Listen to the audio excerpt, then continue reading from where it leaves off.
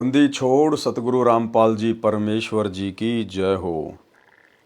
परम पिता परमात्मा सारी सृष्टि के रचनहार कुल मालिक असंख्य ब्रह्मांडों के स्वामी जगत गुरु तीनों लोकों में प्रवेश करके सबका भरण पोषण करने वाले राजाधिराज आत्माधार नाथों के नाथ देवों के देव महादेव सर्वेश्वर महेश्वर मृत्युंजय अजरो अमर आदि अनादि सनातनी प्रभु जगत पिता जगदीश्वर श्री श्री 1008 की उपाधि के वास्तविक अधिकारी अकाल मूर्त शब्द स्वरूपी राम वासुदेव सर्वगतम ब्रह्म परम पूज्य प्रथम पूज्य परम संत परम पुरुष परम धनी परम दयालु सत्य कबीर हक्का कबीर अल्लाह कबीर अल्लाह अकबर बाखबर अल्लाह ताला जगत के तारणहार जगत के मुक्तिदाता जगत के जगन्नाथ हारे के सहारे हिंदुओं के राम मुसलमानों के अल्लाह सिखों के वायुगुरु ईसाइयों के मसीह दया के सागर दयानिधि करुणा के सागर करुणानिधि स्वयंभू परिभू संकट मोचन कष्ट हरण मंगल करण दुख भंजन अविगत कबीर निर्विकार निर्विषम परमात्मा अलय अलेख सतगुरु आदि अनादि सतगुरु असली मर्यादा पुरुषोत्तम असली राम असली कृष्ण असली घनश्याम असली मुरारी राजाओं के राजा महाराजाओं के महाराजा शहंशाहों के शहंशाह सम्राटों के सम्राट भगवानों के भगवान अल्लाहों के अल्लाह प्रभुओं के प्रभु मसीहाओं के मसीह सच्चे वाहिगुरु बाबाओं के बाबा पीरों के पीर सेठों के सेठ जगत सेठ सावड़सा सेठ सर्वगुण संपन्न अनंत कोटि कलाओं के स्वामी अनंत कोटि ब्रह्मांडों के नायक योगियों में महायोगी ध्यानियों में महाध्यानी सिद्धों में परम सिद्ध ज्ञानियों में तत्वज्ञानी ब्रह्म ज्ञानी महाज्ञानी परम ज्ञानी सर्वश्रेष्ठ ज्ञानी विज्ञानी युवा कबीर समरथ कबीर असंवाद अमित ओजा सच्चे रहनुमा करीम अल्लाह सुभान अल्लाह दुनिया के अंतिम पैगंबर 8 सितंबर 1951 से गांव धनाना जिला सोनीपत हरियाणा भारतवर्ष की पावन भूमि पे प्रकट रियल कल की भगवान श्री नारायण साकार हरि श्री बाबा साहिब शब्द स्वरूपी राम संत श्रोमणी सतगुरु रामपाल जी परमेश्वर जी के चरण कमल में साध संगति से जुड़े हुए देश विदेश से हम सभी सत्सेवक भाई बहनों का अनंत कोटि दंडवत प्रणाम। सत्साई भाई और बहनों, दया पूज्य गुरुदेव भगवान की सतगुरु रामपाल जी परमेश्वर जी की जिनके शुभ आशीर्वाद से विशेष आशीर्वाद से आप और हम सभी साध संगति से जुड़ी हुई सत्सेवक आत्माएं भक्ति मार्ग पर गुरुदेव के तत्व ज्ञान को आधार बनाकर दृढ़ता के साथ अपनी आत्मा के कल्याणार्थ हेतु निरंतर आगे बढ़ रहे हैं। भाई और बहनों, पूज्य गुरुदेव जी की इस कलयुग की बिचली पीढ़ी में मोक्ष के प्राइम टाइम में आप और हम सभी आत्माओं के ऊपर ये एक विशेष अहम रजा है कि गुरुदेव भगवान ने हमें साथ संगति से जोड़ा। गुरुदेव भगवान ने हमारा ज्ञान योग खोला और हमें परमेश्वर ने इस मोक्ष मार्ग में आगे बढ़ाया। भाई और बहनों, कबीर सागर के सरलार्थ के ऊपर वीडियो बनाने की श्रृंखला जारी है। इसी श्रृंखला में आज हमारा ये 38वें नंबर का वीडियो है। प्रत्येक वीडियो में परमेश्वर हमें कुछ न कुछ शिक्षा अवश्य देते हैं। साथ ही गुरुदेव के कर कमल से लिखित होने के कारण इस पवित्र पुस्तक को मात्र पढ़ने या सुनने से भी हम ढेर सारे पुण्य के भागी बनते हैं। तो आज के वीडियो में गुरुदेव भगवान ने काफ़ी कुछ जानकारी जगत वाले भाई बहनों के हिसाब से लिखी है, जिसमें धर्मदास जी की वंशगद्दी वाले जो परंपरागत महंत परंपरा से हैं, उनके पीछे जो भगत समाज लगा हुआ है, उनको परम संत जानकर परमेश्वर का सत्य मार्ग जानकर उन आत्माओं के लिए आज विशेष जानकारियां हैं। बाकी हम भगत भाई बहनों के लिए भी बीच बीच में कुछ एक पॉइंट हैं। तो शुरू करते हैं गुरुदेव के कर कमल से लिखित पवित्र पुस्तक कबीर सागर के सरलार्थ के ऊपर वीडियो नंबर 38। ये कबीर सागर का सरलार्थ पेज नंबर 328 अध्याय 4 सौरोदय का सारांश। कबीर सागर में 21वां अध्याय 4 सौरोदय पृष्ठ 81 927 पर है। इस अध्याय में परमेश्वर कबीर जी ने मुख्य बात ये कही है कि सारनाम का सुमरण प्राणायाम विधि से किया जाता है। श्वास उश्वास से नाम जाप करने से मोक्ष प्राप्ति होती है। शेष तो मिलावटी तथा बनावटी बातें हैं। जो चौके की विधि लिखी है ये धर्मदास के वंशजों की करामात है। यानी धर्मदास जी की जो वंश परंपरा वाले हैं वो कहते हैं कि सारनाम सार शब्द की कोई आवश्यकता नहीं है, गुरु अपने आप ही पार कर देगा। लेकिन यथार्थ जो बात है वो पूज्य गुरुदेव भगवान ने बताई है कि सारनाम सार शब्द का बहुत ही महत्वपूर्ण स्थान है और साथ ही सारनाम का जाप जो है वो प्राणायाम विधि से किया जाता है। यानी श्वास उश्वास की विधि से होता है। केवल सच्चा सतगुरु ही बता सकता है। अध्याय अलिफनामा का सारांश। कबीर सागर में 22वां अध्याय अलिफनामा पेज 91 पर है। इस अध्याय में 2 प्रश्न हैं। इसमें अरबी भाषा की कै ख गय वाला ज्ञान करवाया तथा प्रत्येक अक्षर से परमात्मा की महिमा का वर्णन किया गया है। जैसे सीन स सरासरी सिर साई का सब सीनों के अंदर, साचा वचन सुनो साधो जन सवाती बरसे समुंदर। काफ यानी कै कलब है अरस जमी का सुनकर और नकीरा, नेकी करो बदी बिसारो कुल से कहत कबीरा। इस अध्याय का इतना ही ज्ञान पर्याप्त है। अध्याय कबीर बाणी का सारांश। कबीर सागर में 23वां अध्याय कबीर बाणी पेज नंबर 92 पर है। इस अध्याय में पृष्ठ 101 तक सृष्टि रचना का अधूरा तथा मिलावटी ज्ञान है। सृष्टि रचना का यथार्थ ज्ञान आप इसी पुस्तक के पेज नंबर 603 से 670 तक पढ़ें, यानी आगे जानकारी आएगी। कबीर बाणी पेज 102 तथा 103 का सारांश। धर्मदास जी ने परमेश्वर कबीर जी से प्रसन्न किया कि हे परमेश्वर, मुझे आपने वंश तथा अंश दोनों का ज्ञान दिया है। अंश है नाद यानी वचन के पुत्र तथा शिष्य परंपरा। वंश है बिंद यानी शरीर के पुत्र जो धर्मदास जी के वंश है। धर्मदास जी ने पूछा है कि जो मेरे वंश वाले दीक्षा देंगे वो किस लोक में जाएंगे, और जो अंश वाले से दीक्षा लेगा उसके अनुयायी किस लोक या द्वीप में जाएंगे। धर्मदास उवाच धर्मदास विनती असलाई, तुमरे चरण मुक्ति गति पाई। उत्पत्ति कारण हम पावा, वंश अंश दोनों निर्तावा। लोक दीप ठोर बतायो, बैठक स्नेह हंस हंस चिन्हायो। कैसा स्वरूप समर्थ है, कैसे हैं सब हंस, के ही करनी ते पाइये, कैसे कटे काल की फंस। सतगुरु वचन यानी जिंदा महात्मा के रूप में फिर गुरुदेव भगवान ने क्या बताया। कहे कबीर सुनो धर्मदासा, अल्प बुद्धि घट महानिवासा। सत्य लोक के हैं अधर अनुपा, तामे हैं 27 दीपा। सत्य शब्द का टेका दीन्या, अगम पोहूमी रचितिन लीन्या। इन्हें आगे गुरुदेव भगवान इन वाणियों का फिर सरलार्थ भी कर रहे हैं, इसलिए हम केवल वाणियां ही पढ़ेंगे। सागर साथ ताही विस्तारा, हंस चले तां रहे विस्तारा। अग्रवास वह सूरन कांति, तां बैठे हंसन की पांति। पोहुप दीप है मध्य सिंहासन, कल्प दीप हंसन को आसन। अविगत भूषण अविगत सिंगारा, अविगत वस्त्र अविगत आहारा।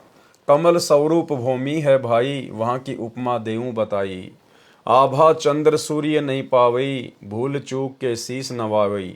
कला अनेक सुख सदा होई, वह सुख भेद यहाँ लहे न कोई।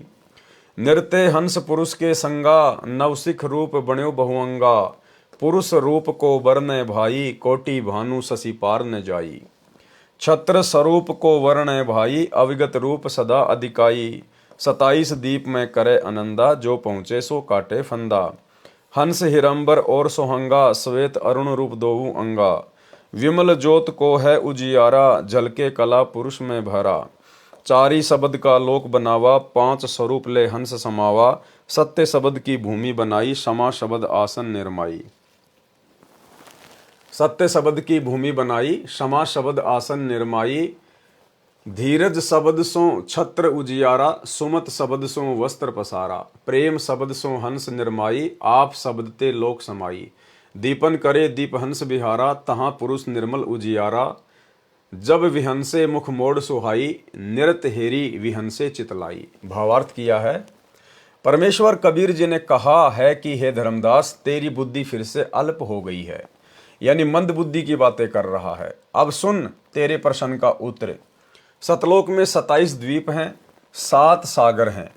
उन द्वीपों में बहुसंख्या में मुक्त भगत यानी हंस रहते हैं। सुंदर वस्त्र पहनते हैं, श्रृंगार किए हैं, आभूषण पहनते हैं।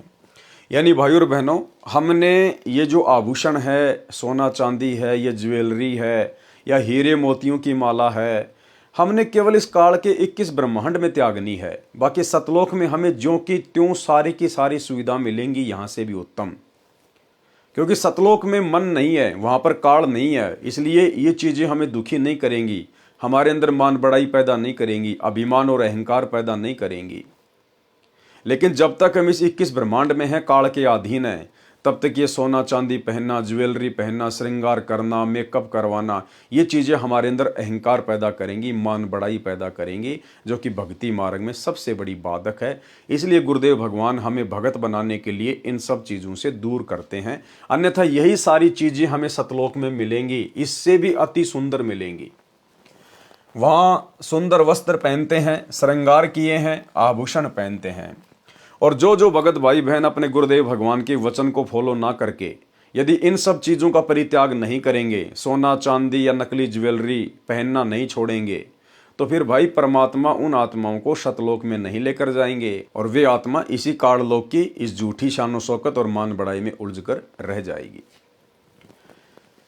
परमेश्वर रूप की शोभा बताऊं सुन, करोड़ सूर्य और चंद्रमा जितनी शोभा यानी प्रकाश एक रोम यानी शरीर के बाल का है, सिर का छत्र विश्व प्रकाशित है। कबीर बाणी पेज 104 105 का सारांश। धर्मदास जी ने प्रश्न किया था कि किस करनी यानी भक्ति साधना से सतलोक तथा किस करनी यानी भक्ति साधना से अन्य द्वीपों की प्राप्ति होती है। उसका उत्तर देते हुए परमेश्वर कबीर जी ने कहा है कि दीक्षा 3 चरणों में दी जाती है।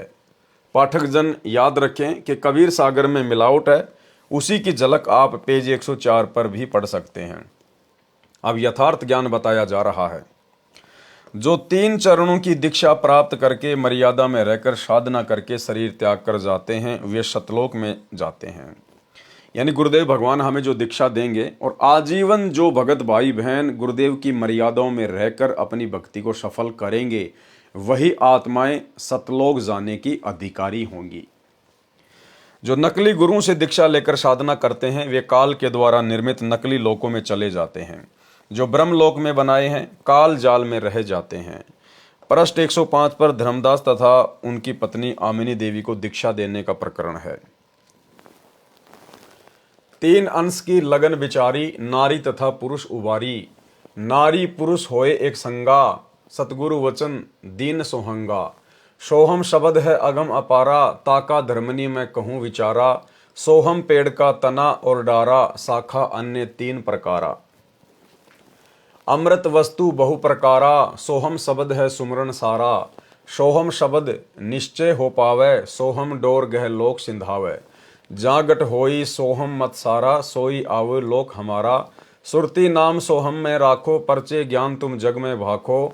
एती सिद्धि सोहम की भाई, धर्मदास तुम लेओ चितलाई। धर्मदास लीन्या परवाना, भय आदीन छूटा अभिमाना। सोहम करनी उच्च विचारा, सोहम शब्द है जीव उजियारा। सोहम के गुरुदेव भगवान ने 2 रूप बताए हैं। एक सोहम का मतलब होता है जीव, एक सोहम का मतलब होता है जीव, और एक सोहम है मंत्र, जिसकी साधना से हम इस काल के ऊपर विजय प्राप्त करेंगे। पृष्ठ 106 का सारांश। कबीर धर्मदास उन मन बसो, करो सत्य शब्द की आश। सोहम सार सुमरन है, मुनिवर मरे पियाश। भावार्थ, परमेश्वर कबीर जी ने धर्मदास जी को 3 चरण में दीक्षा क्रम पूरा होने की बात कही तो धर्मदास को दीक्षा लेने की लगन लगी। स्त्री तथा पुरुष यानी पति पत्नी धर्मदास तथा आमिनी देवी ने दीक्षा ली, सोहम शब्द की दीक्षा ली और बताया कि कबीर अक्षर पुरुष एक पेड़ है, क्षर पुरुष यानी निरंजन वाकी डार, तीनों देवता शाखा भये पात रूप संसार। वृक्ष का भाग जो पृथ्वी से बाहर दिखाई देता है वह तना तो अक्षर पुरुष है, उसका मंत्र सोहम है। डार को क्षर पुरुष यानी निरंजन जानो, उसका भी मंत्र दिया जाता है। तीनों देवता रजगुण ब्रह्मा, सतगुण विष्णु, तमगुण शिव, उस वृक्ष की शाखा जानो जो पृथ्वी के अंदर वृक्ष की मूल यानी जड़ें हैं। उनको सत्य पुरुष जानो, उनका भी मंत्र जाप का दिया जाता है, वह मंत्र गुप्त रखा जाता है। उपदेशी को बताया तथा सुनाया समझाया जाता है। परमेश्वर कबीर जी ने प्रथम मंत्र देकर फिर सतनाम की दीक्षा दी थी। इस सत्य नाम में 2 अक्षर हैं, एक ओम तथा दूसरा सोहम। धर्मदास जी को प्रथम मंत्र के 5 नामों तथा सत्य नाम के ओम मंत्र तक तो कोई शंका नहीं हुई। इससे ये जाहिर होता है भाई और बहनों कि 650 साल पहले कबीर परमेश्वर सतगुरु रामपाल जी ने धर्मदास जी को प्रथम मंत्र भी कंप्लीट नहीं दिया था। सार नाम सार शब्द तो बहुत दूर की बात है। क्या कह रहे हैं परमात्मा, ध्यान से देखिएगा।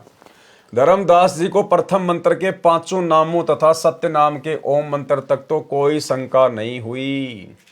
यानी धर्मदास को प्रथम मंत्र में केवल बीच बीच के 5 ही मंत्र गुरुदेव भगवान ने दिए थे, क्योंकि कंप्लीट कोर्स तो वर्तमान की बिचली पीढ़ी में ही देना था।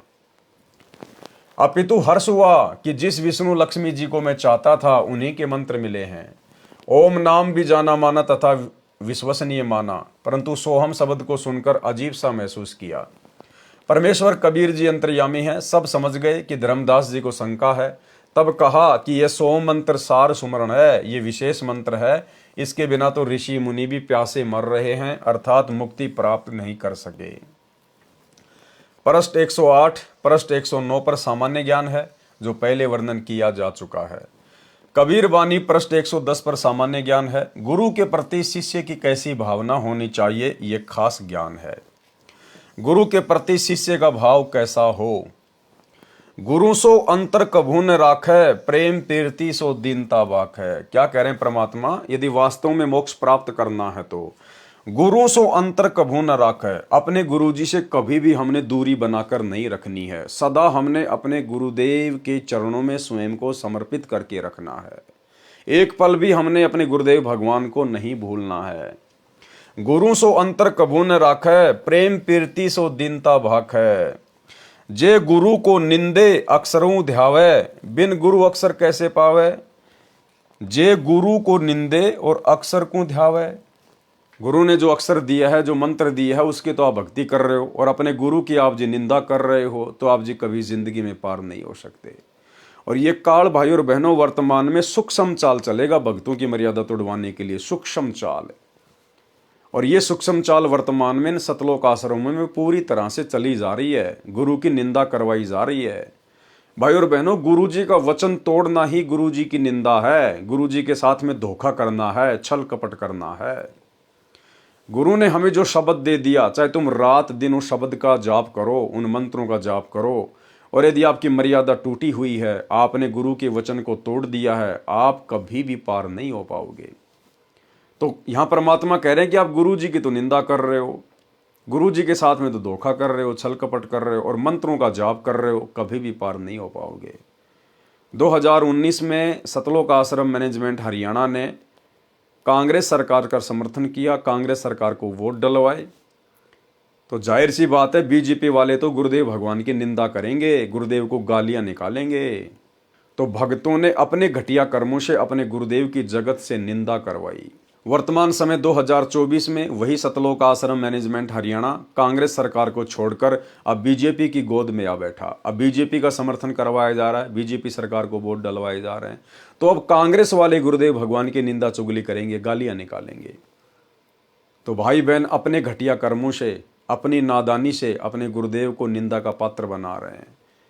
अब भाई आप कितनी मर्यादा में रह लो, कितना आप जी नाम जाप कर लो, कितना अपने आप को भगत मान लो, यदि आपके मनवश कर्मों के कारण और आपके गुरुदेव की जगत निंदा करता है, आपके गुरुदेव को भला बुरा कहता है, तो आप जी सतलोक जाने के अधिकारी नहीं हैं। आप जी सतगुरु के भगत की श्रेणी में नहीं है। भगत चाहे स्वयं निंदा करे या अपने घटिया कर्मों से अन्य लोगों से अपने गुरुदेव की निंदा करवाए, बात एक ही है। जे गुरु को निंदे अक्षर को ध्यावे, बिन गुरु अक्षर कैसे पावे। गुरु संगाती शब्द लखावे, जाके बल हंसा घर आवे। गुरु सवाती गुरु रूप स्वरूपा, गुरु पारस है आदि अनुपा। गुरु भृंगी गुरु सो बहुरंगी, कीटते कर ही आप हित संगी। गुरु है साचे सिद्ध समाना, गुरु मलियागिर वास परमाना। जैसे सने कमल और भौरा, जैसे सने चंद्र अरु चौरा। यानी अपने गुरुजी के साथ में भगत को किस प्रकार से लग के रहना चाहिए, कितना प्रेम एक भगत का अपने गुरुदेव भगवान में होना चाहिए। जैसे सने है कमल और भौरा, जैसे सने है चंद्र अरु चकोरा। जैसे सने है लहर जल अंगा, जैसे सने है दीप पतंगा। जैसे सने है मृगा और जंत्री, जैसे सने है चकमक और पथरी। जैसे सने है स्वाति और पपीहा, जैसे सने है चुंबक अरु लोहा। जैसे सने है मीन अरु नीरा, जल बिछुरे व तजे शरीरा। ऐसे गुरु शिष्य को संदेशा, मुक्ति होए गुरु मिटायो अंदेशा। एते स्नेह शिष्य सैदानी, इतने गुरु के तत्व बखानी। गुरु की दया चलो रे भाई, बिन गुरु पार न पावे कोई। गुरु सोई सत्य शब्द बतावे, और गुरु कोई काम न आवे। साखी उपमा कहाँ दीजिए, पटतर को नाही। पल पल करो जो बंदगी, छिन छिन देखो ताही। परमेश्वर कहते हैं कि गुरु के समान किसी को भी उपमा नहीं दी जा सकती, क्योंकि गुरु के समान कोई दूसरा धरती पर है ही नहीं। भावार्थ, परमेश्वर कबीर जी ने धर्मदास जी को माध्यम बनाकर सर्व भगत समाज को गुरु जी के प्रति शिष्य का कैसा भाव श्रद्धा होनी चाहिए वह बताया है। कहा है कि गुरु जी के समक्ष छल कपट ना करें, शुद्ध हृदय से बात करें। और 2014 बरवाला कांड के बाद केवल गुरु जी के साथ में छल कपटी किया जा रहा है, धोखाधड़ी ही की जा रही है। गुरु को मानुष मानकर, जैसे उन्हें कुछ नहीं पता। गुरु की गैर हाजिरी में उनकी मर्यादाओं की धज्जियां उड़ाते हुए धनाना गांव के बच्चों के खेलने के लिए 1 करोड़ रुपए की लागत का बैडमिंटन का स्टेडियम बना दिया गया। गुरु जी के साथ में धोखा, छल कपट। सतलोक आश्रम धनाना में 10 एकड़ जमीन में हॉस्पिटल का कार्य शुरू कर दिया गया है। गुरुजी के ज्ञान में मीन मेख, गुरुजी के साथ में धोखा, छल कपट। 2019 में कांग्रेस सरकार को समर्थन करवाना, कांग्रेस सरकार को भक्तों से वोट डलवाना, गुरुजी के साथ में धोखा, छल कपट। 2024 वर्तमान में बीजेपी का समर्थन, बीजेपी को वोट डलवाना, गुरुजी के साथ धोखा, गुरुजी के साथ में छल कपट। भक्तों के दान धर्म को गुंडों की सीबीआई जांच में लगाना, गैंगस्टर आनंदपाल सिंह की सीबीआई जांच का समर्थन करवाना, हरियाणा के जाट आरक्षण में भक्तों को बैठाना, आरक्षण वालों को करोड़ों रुपए चंदे में देना, गुरुजी के साथ में धोखाधड़ी, गुरुजी के साथ में छल कपट। हिंदुओं का पक्ष लेते हुए और मुसलमानों के विपक्ष में खड़े होकर मध्य प्रदेश के सीहोर जिले में विश्व हिंदू परिषद और बजरंग दल के साथ मिलकर रैलियां निकालना। इसके अलावा भी भाई और बहनों, ना जाने कितने कुक्रम हैं जो गुरुदेव भगवान के 2014 में हिसार जेल जाने के बाद उनके पीछे से उनको मानुष मानकर उनके परिवार ने, इन कोऑर्डिनेटरों ने खुद भी अपने कर्म फोड़े हैं और संगत के भी फुड़वाए हैं, और वर्तमान में कर्म फुड़वाने जारी हैं, और आगे भी ना जाने कितने कर्म फुड़वाएंगे जब तक गुरुदेव भगवान जेल से बाहर नहीं आ जाते हैं। परमेश्वर कबीर जी ने धर्मदास जी को माध्यम बनाकर सर्व भगत समाज को गुरु जी के प्रति शिष्य का कैसा भाव श्रद्धा होनी चाहिए वह बताया है। कहा है कि गुरु जी के समक्ष छल कपट ना करें, शुद्ध हृदय से बात करें और विनम्र भाव से बोलें। जो गुरु की निंदा करता है और सत्य साधना त्याग कर काल की भक्ति करता है, उसको गुरु के बिना अविनाशी परमात्मा कैसे मिल सकता है। गुरु शिष्य पतंग दीप सम होई, ऐसा सने कर जो कोई। जैसे फूल पर भंवरा बैठ जाता है, उसमें इतना मस्त हो जाता है, रात्रि के समय फूल बंद हो जाता है, भंवरा मर जाता है, परंतु साथ नहीं छोड़ता। लेकिन 2014 बरवाला कांड 8 वर्षों तक अपने गुरुजी का साथ छोड़कर गुरुजी के साथ में धोखाधड़ी करते हुए गुरुजी का छोटा भाई महेंद्र 8 साल तक भगोड़ा बन के घूमा, गुरुजी का लड़का भगोड़ा बन के घूमा, अन्य बड़े बड़े सेवादार भगोड़े बन के घूमे। इन्होंने गुरुजी का साथ उसी समय त्याग दिया जिस समय बरवाला कांड हुआ। इनकी मनमानी हरकतें फैल हो गई, इन्होंने जैसा सोचा था वैसा हुआ नहीं।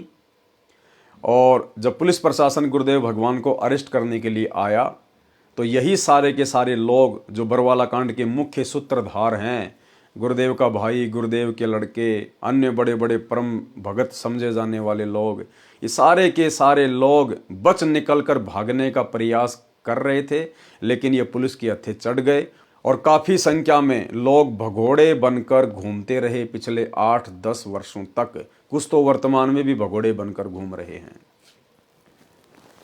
अन्य उदाहरण चांद तथा चकोर पक्षी का बताया है कि एक चकोर पक्षी रात्रि में चंद्रमा की ओर उसी समय से देखना शुरू कर देता है जिस समय उदय होता है। एक टक दृष्टि जमाए रहता है, चंद्रमा ऊपर होता है तो चकोर पक्षी गर्दन ऊपर करता चला जाता है। चंद्रमा जब पीछे को जाता है तो वृक्ष पर बैठा चकोर पक्षी गर्दन ऊपर से पीछे की ओर करता चला जाता है। एक पल भी चंद्रमा से नजर भी नहीं हटाता। कई बार वृक्ष से गिर जाता है, उसकी गर्दन टूट जाती है, फिर भी पृथ्वी पर पड़ा पड़ा भी चंद्रमा से दृष्टि नहीं हटाता। यानी इतना प्रेम जब तक आप और हम भगत भाई बहनों का अपने गुरुदेव के प्रति नहीं होगा, और ये प्रेम भाई और बहनों ऐसे नहीं उमड़ेगा। ये प्रेम उमड़ेगा जब हम पतिव्रता पद की भक्ति करेंगे, केवल अपने गुरुदेव को ही परमेश्वर मानकर, कबीर जी मानकर, अपना इष्ट मानकर भक्ति करेंगे। आपने गुरु बना रखा है, साथ में आप जी दाढ़ी मूछ वाले कबीर जी को कबीर मानकर, परमात्मा मानकर आप उसकी फोटो अपने गले में लटका के घूम रहे हैं, अपने घर पर दरबार साहिब में लगा के रखे हुए हैं, आश्रमों में टांग रखी है। जो उनके महीने में उस मुर्दा फोटो को कबीर मानकर उसका आप कबीर प्रकट दिवस मनाते हो, तो आप जी कभी भी अपने गुरु के प्रति अपने हृदय में वो प्रेम पैदा नहीं कर सकते, क्योंकि अभी आप व्यभिचारिणी भक्ति कर रहे हो, अभी आप वैश्या भक्ति कर रहे हो। आपको पतिव्रता भक्ति पर आना पड़ेगा, केवल एक इष्ट, और वो केवल हमारा गुरु, दूसरा कोई नहीं। कई बार अंधेरी कृष्ण पक्ष की रात्रि में अग्नि के अंगारे को उदय होता चंद्रमा जानकर चोंच में भर लेता है। जीव जल जाती है, मर जाता है, अंगारा को छोड़ता नहीं है। ऐसा प्रेम गुरु के प्रति शिष्य का होना चाहिए, तब परमात्मा प्राप्त होता है। चकोर पक्षी को चांद से कुछ मिलना भी नहीं होता, फिर भी फिदा हो जाता है। गुरु से अनमोल पदार्थ सत्य भक्ति तथा परमेश्वर मिलता है। इस सौदे में हानि तो है ही नहीं। हिरण यानी मृग को वश में करने वाला शिकारी एक यंत्र से धुन निकालता है। उस धुन को सुनकर हिरण शिकारी की ओर खींचा चला जाता है। दुश्मन के सामने अपना मुख रख देता है, शिकारी उसको पकड़ ले जाता है, मारकर अपना स्वार सिद्ध करता है। परंतु हिरण पीछे नहीं हटता। गुरु के साथ ऐसा प्रेम शिष्य का होना चाहिए, मोक्ष अवश्य मिलेगा। जैसे पपीहा पक्षी पृथ्वी पर खड़ा पानी नहीं पीता, चाहे प्यास से मर जाए, वह आकाश से वर्षा का पानी पीता है। इसी प्रकार शिष्य को अपने गुरु के अतिरिक्त अन्य गुरु से कोई वास्ता नहीं होना चाहिए। लेकिन यहाँ तो वास्ता हो गया। गुरुदेव भगवान कह रहे हैं, यदि आपको अपने गुरु की प्राप्ति करनी है, मोक्ष प्राप्त करना है, तो अपने पपीहे जैसा बनना पड़ेगा। पपीहा इस पृथ्वी का पानी नहीं पीता, चाहे कितना ही पानी क्यों ना हो। वो स्वाति नक्षत्र में आकाश से गिरने वाली बूंद का पानी पीता है। इसी प्रकार भाई और बहनों, वर्तमान में इन सतलोक आश्रमों में अपने गुरुदेव भगवान का जहां इंतजार करना चाहिए था शब्द के लिए, उस बूंद के लिए, हम पपीहे हैं। हमारे गुरुदेव भगवान वो बूंद है स्वाति नक्षत्र की। लेकिन इन आश्रमों में काल प्रेरणा से ये परीक्षा का समय चल रहा था। परमात्मा भक्तों की बुद्धि विवेक को चेक कर रहे हैं। लेकिन इन आश्रमों में काल प्रेरणा से सभी भगत भाई बहनों की मर्यादाएं तोड़वा दी गई है। किसी ने भी अपने गुरुदेव भगवान से प्रेम करते हुए उनके आने का इंतजार नहीं किया। और वो बूंद जो केवल हमने हमारे गुरुदेव भगवान से ही अपने अंतःकरण में डलवानी थी, वो बूंद, और वो भी नकली बूंद, लाखों की संगत ने धनाना आश्रम में जाके, रोहतक आश्रम में जाके, मुंडका आश्रम में जाके, और वो नकली फर्जी सार शब्द ले लेके अपने आप को धन्य मान रहे हैं। कभी भी मोती नहीं बनेगा। भगत भाई बहनों से लिए गए फर्जी सार नाम से कभी भी मोती नहीं बनेगा।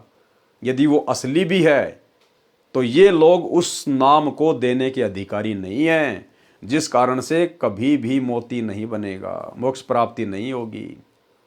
हमने अपने गुरुदेव भगवान का इंतजार करना चाहिए था, क्योंकि मालिक ने पपीहे का उदाहरण दिया। जैसे पपीहा पक्षी पृथ्वी पर खड़ा पानी नहीं पीता, चाहे प्यास से मर जाए, वह आकाश से वर्षा का पानी पीता है। इसी प्रकार भक्तों ने केवल अपने गुरुदेव भगवान के आने के बाद उनसे सार नाम लेना चाहिए था। इसी प्रकार शिष्य को अपने गुरु के अतिरिक्त अन्य गुरु से कोई वास्ता नहीं होना चाहिए। अब भक्तों के गुरु कौन बन गए? जिन्होंने वो सार नाम दिया है, सार शब्द दिया है या दिलवाया है, वो बन गए भक्तों के गुरु। गुरु भगवान तो जेल में बैठे हुए हैं और अपने जैसे दो कोड़ी के जीवों से वो नकली नाम लेके अपने गले में माला पहन के और अपने आप को धन्य समझ रहे हैं। जैसे मछली पानी के बिना पल भी नहीं रह सकती, यदि जल से दूर हो जाती है तो मर जाती है। जिस शिष्य का ज्ञान योग खुल जाता है, यानी जिसको मोक्ष के महत्व का पता चल जाता है, तो उसकी दशा मछली मीन जैसी हो जाती है। अब ये ज्ञान योग भाई और बहनों केवल सत्सेवकों का खुला है, केवल सत्सेवकों का। ये दास जो बार बार कहता है ना कि केवल सत्सेवकों का ही ज्ञान योग वर्तमान में गुरुदेव भगवान ने खोल रखा है। इसलिए केवल सत्सेवकों को ही सतगुरु रामपाल जी में परमेश्वर दिखाई देता है, कबीर भगवान दिखाई देता है। तो बहुत सारे भाई बहन मजाक करते हैं, हाँ तुम्हारा ज्ञान योग खुल गया, तुम्हारा ज्ञान योग खुल गया। गुरुदेव भगवान खुद कह रहे हैं कि जिस शिष्य का ज्ञान योग खुल जाता है उसके बाद क्या होता है, जिस शिष्य का ज्ञान योग खुल जाता है, यानी जिसको मोक्ष के महत्व का पता चल जाता है, तो उसकी दशा मछली जैसी हो जाती है। यदि किन्हीं कारणों से गुरु से दूर हो जाता है तो जीना हराम हो जाता है। गुरु भी वही पूर्ण है जो सत्य मंत्र देता है, अन्य गुरु कुछ काम नहीं आता। गुरु को पल पल देखो और प्रणाम करो। कबीर नैनो अंदर आवे तू, जब ही नैन झपेऊं, ना मैं देखूं और को ना तुझे देखन देऊं। भावार्थ, सच्चा प्रेम जब किसी से होता है तो इतना बेईमान हो जाता है। कहा है कि गुरुदेव यदि आंखों में समाने योग्य होता तो आपको आंखों में डालकर आंखें बंद कर लेता। न तो मैं आपके अतिरिक्त किसी को देखूं और न आपको देखने दूं। यानी इतना अपनापन शिष्य का गुरु के प्रति होना अनिवार्य है। विशेष ज्ञान। धर्मदास जी ने परमेश्वर कबीर जी से शरीर में बने कमलों के विषय में जानना चाहा, तो परमेश्वर कबीर जी ने कमलों का ज्ञान करवाया। कबीर परमेश्वर जी ने कबीर सागर के अध्याय अनुराग सागर के पेज 151 तथा भवतारण बोध पृष्ठ 57 पर केवल 8 कमलों का ज्ञान दिया है। कबीर बानी अध्याय पेज 111 पर 9 कमलों का ज्ञान करवाया है। बताया है कि 9वें कमल में पूर्ण ब्रह्म है। कबीर बानी पेज 111 का सारांश। इस पृष्ठ पर परमेश्वर कबीर जी ने विशेष गुप्त ज्ञान दिया है। इसमें 9वें कमल का ज्ञान बताया है तथा उस 9वें कमल में पूर्ण ब्रह्म का निवास है। कमलों के विषय में संपूर्ण ज्ञान पढ़ें अनुराग सागर के सारांश में, पृष्ठ 151 के सारांश में, इसी पुस्तक के पेज 152 से 161 तक, जो कि पहले आप और हम भाई बहन पढ़ चुके हैं। कबीर बाणी पृष्ठ 112 113 का सारांश है। पृष्ठ 111 पर तो स्थूल शरीर के कमलों का ज्ञान करवाया है। इन पृष्ठों पर सूक्ष्म शरीर में बने कमलों का ज्ञान बताया है। सूक्ष्म शरीर के कमलों का ज्ञान। प्रथम कमल में शुक्ल हंस रहते हैं, बहुत बड़ा विस्तार है। नंबर 2, दूसरे कमल में सहजदास जी का निवास है। नंबर 3, तीसरे कमल में इच्छा का निवास है। नंबर 4, चौथे कमल में मूल सुरती है। नंबर 5, पांचवें कमल में सोहम सुरती है, साथ में इसके अंश भी हैं। नंबर 6, छठे कमल में अचिंत का निवास है। नंबर 7, सातवें कमल में अक्षर का निवास है। नंबर 8, आठवें कमल में तेज का निवास है। नंबर 9, 9वें कमल में सत्य पुरुष जी रहते हैं। सब कमलन का किया निर्वारा, ज्ञानी पंडित करो विचारा। अन्य सामान्य ज्ञान है जो पूर्व के अध्यायों के सारांश में वर्णन हो चुका है। कबीर बाणी पृष्ठ 114 115 पर सामान्य ज्ञान है, साधक को इनकी आवश्यकता नहीं है। इस सृष्टि रचना का विषय है, जो सृष्टि रचना में पढ़े वह पर्याप्त है। पृष्ठ 116 पर गलत ज्ञान है, मिलावटी है। पृष्ठ 117 पर सृष्टि रचना का आंशिक ज्ञान है, अंडे से ज्योति निरंजन की उत्पत्ति का ज्ञान है। पृष्ठ 118 119 पर भी सृष्टि रचना का अधूरा तथा कुछ गलत कुछ ठीक ज्ञान है, जो पहले के अध्यायों में लिखा जा चुका है। पृष्ठ 119 पर भी ज्योति निरंजन की उत्पत्ति अंडे से हुई, इसका ज्ञान है। पृष्ठ 120 121 पर ऐसा ज्ञान है जो पहले कई बार वर्णन किया गया है, अचिंत आदि की उत्पत्ति का ज्ञान है। पृष्ठ 122 123 में सृष्टि रचना का अंश है। संपूर्ण सृष्टि रचना पृष्ठ 625 पर पढ़े। पृष्ठ 124 125 पर सामान्य ज्ञान है। पृष्ठ 124 पर कबीर बानी में लिखा है कि धर्मदास जी ने नाम के प्रताप को जानने की जिज्ञासा की, जिसके बल से सत्यलोक में जा सकें। परमेश्वर कबीर जी ने बताया कि पृथ्वी लोक से सतलोक तक जाने के रास्ते में 7 शून्य यानी खाली स्थान है, और प्रत्येक शून्य के पहले और बाद में कुल 10 लोक हैं। 7 शून्य 10 लोक परमाना, अंश जो लोक लोक को शाना। 9 स्थान है 10वां घर साचा, तेही चढ़ी जीव सब बाचा। 16 संग पर लागी तारी, तेही चढ़ी हंस भय लोक दरबारी। भावार्थ, पृथ्वी लोक तथा स्वर्ग लोक के बीच में खाली स्थान है। एक ब्रह्मांड में ब्रह्म लोक है, शेष सभी लोकों का एक समूह बनाया है, जैसे पृथ्वी लोक, स्वर्ग लोक तथा 7 पाताल लोक, श्री विष्णु लोक, श्री शिव लोक, श्री ब्रह्मा लोक, 88,000 पुरियां यानी खेड़े, यह एक समूह है। ब्रह्मलोक और समूह के बीच में एक शून्य है। दूसरी शून्य ब्रह्मलोक के चारों ओर है। तीसरी शून्य 5 ब्रह्मांडों के चारों ओर है। चौथी शून्य 20 ब्रह्मांडों के चारों ओर है।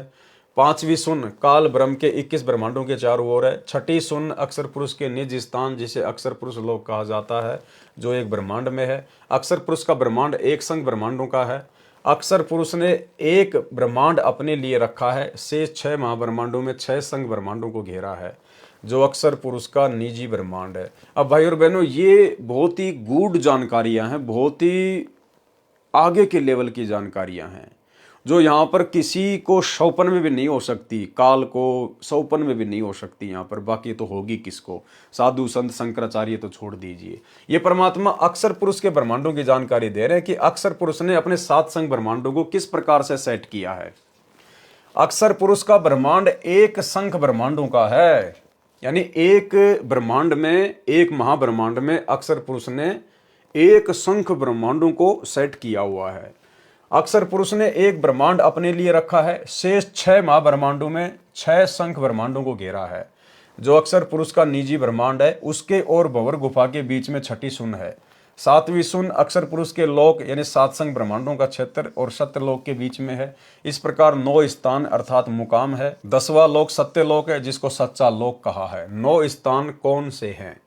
अब ये इतनी गहरी जानकारियां हैं भाई और बहनों, वैसे आप और हमें इसकी विशेष आवश्यकता नहीं है, लेकिन ये कबीर सागर में कोड वर्ड में लिखी हुई है, इसलिए परमेश्वर ने यहाँ पर सरल करके लिखी है।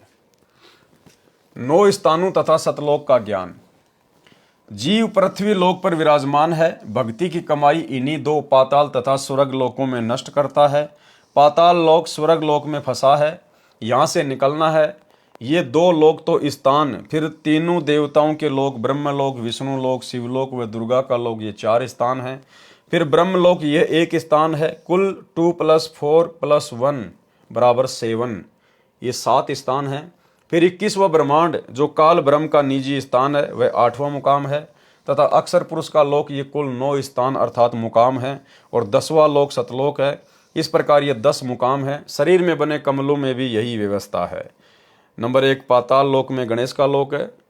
नंबर 2 उसके बाद ब्रह्मा शांतरी का लोक है। नंबर 3 विष्णु तथा लक्ष्मी जी का लोक है। नंबर 4 फिर महादेव तथा पार्वती जी का लोक है।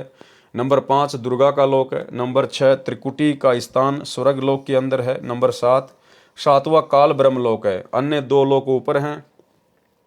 ज्योति निरंजन का निज स्थान तथा अक्सर पुरुष का निज स्थान पृथ्वी लोक को इसलिए नहीं गिना जाता कि ये रास्ते में नहीं आता, यहाँ से जीव प्रस्थान करता है।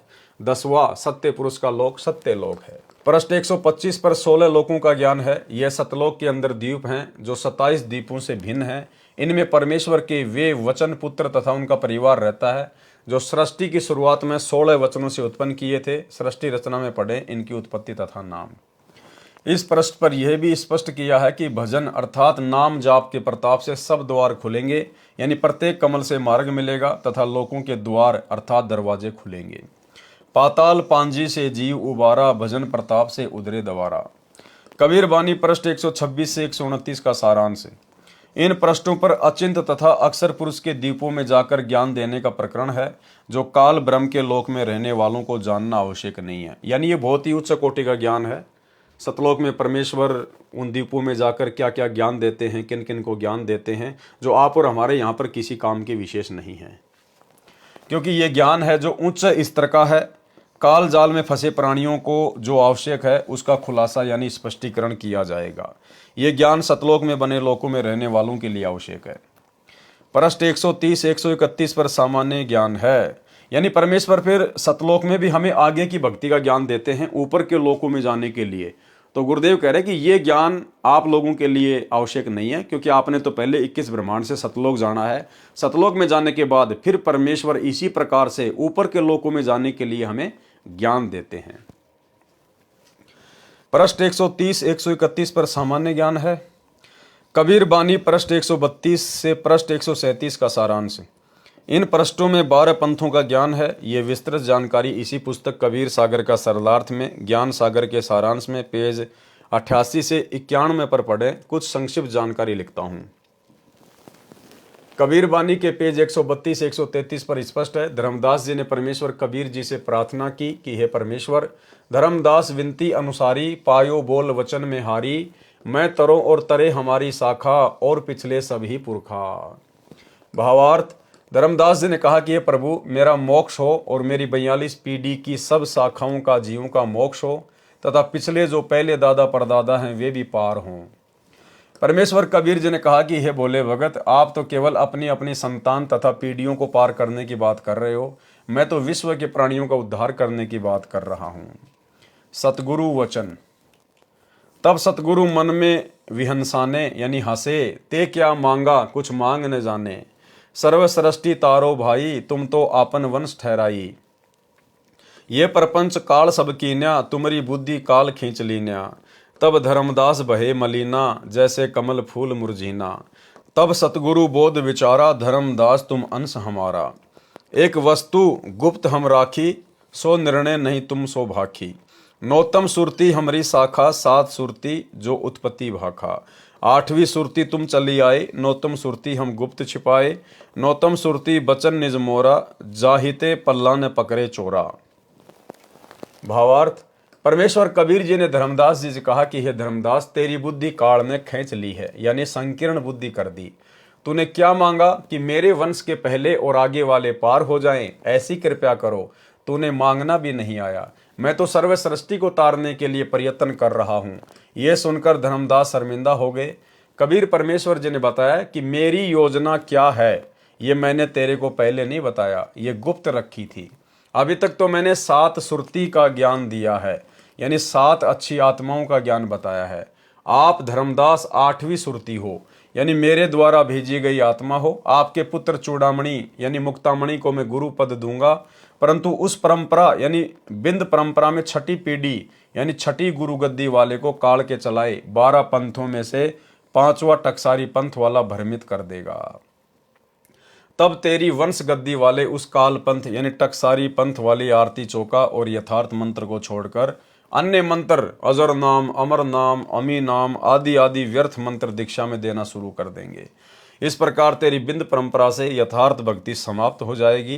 फिर जब कलयुग 5505 यानी 5505 बीत जाएगा, तब मेरा यथार्थ पंथ यानी सत्य साधना शुरू होगी। अनुराग सागर पेज 140-141 पर लिखा है कि तेरी छठी पीढ़ी वाले को टकसारी पंथ का मुखिया भ्रमित करेगा। बहुत महत्वपूर्ण प्रमाण।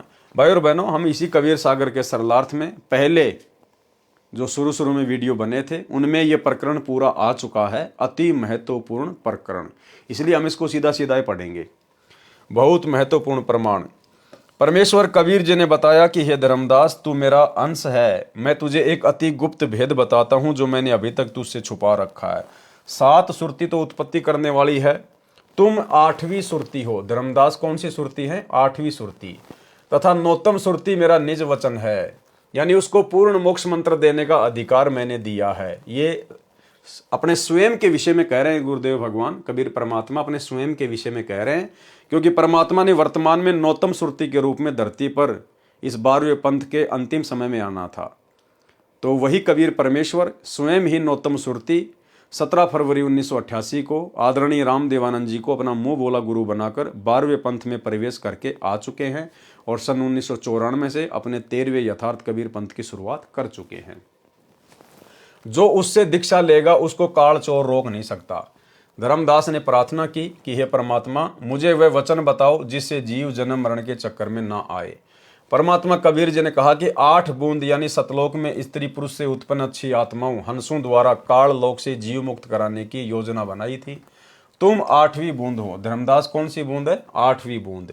तुम सबको काल ने भ्रमित कर दिया, यानी धर्मदास जी को भी काल ने भ्रमित कर दिया। अब 9वीं बूंद कौन? सतगुरु रामपाल जी। नौतम सुरती को संसार में भेजूंगा, उसका जन्म भी तुम्हारी तरह बूंद से यानी माता पिता से होगा, यानी लोक दिखावे में होगा, सांसारिक दृष्टि में होगा, वैसे उनका जन्म नहीं होता। तब युगबंध हुए धर्मदास नौतम सुरत बूंद प्रकाश, 8 बूंद की जुगति बनाई, नौतम से 8वीं बूंद मुक्ताई। अब धर्मदास सहित उन सभी आत्माओं का वर्तमान में उस 9वीं बूंद यानी नौतम सुरती सतगुरु रामपाल जी परमेश्वर जी से मुक्ति करवाई जाएगी। उस एक बूंद से तेरे सहित 8वीं बूंद तथा तेरे बूंद बिंद वाले 42 वंश पार कर दिए, यानी आशीर्वाद दे दिया। वंश 42 बूंद तुम्हारा, 100 में 1 बूंद से तारा। हे धर्मदास, तू मेरी 8वीं सुरती है जो संसार में भेजा है। कलयुग 5505 वर्ष बीत जाने पर मेरा यथार्थ 13वां कबीर पंथ चलेगा। उसको चलाने वाली मेरी नौतम सुरती होगी। स्वयं परमात्मा ही होंगे, अपने आप को छुपा रहे हैं। वह 9वीं आत्मा मेरा निज वचन यानी सत्य नाम सार शब्द लेकर जन्मेगा। अब बताओ भाई, अब वो नौतम सुरती कौन है? उसके द्वारा चलाए पंथ में जो नाम दीक्षा लेगा तो काल चोर उसको रोक नहीं पाएगा। अब वो नौतम सुरती स्वयं सतगुरु रामपाल जी भगवान कबीर परमात्मा है। और क्या कहा जा रहा है उनके बारे में, वह नौवीं आत्मा मेरा निज वचन यानी सत्य नाम सार शब्द लेकर जन्मेगा। अब बताओ दादा गुरु जी ने किसको सार शब्द दिया भाई? जब स्वयं सतगुरु रामपाल जी भगवान सार शब्द लेकर प्रकट हुए हैं, क्योंकि ये परमेश्वर हैं, इनके अलावा तो शब्द किसी के पास है ही नहीं। तो बताओ फिर इनका गुरु कौन होगा जिससे ये शब्द लेंगे?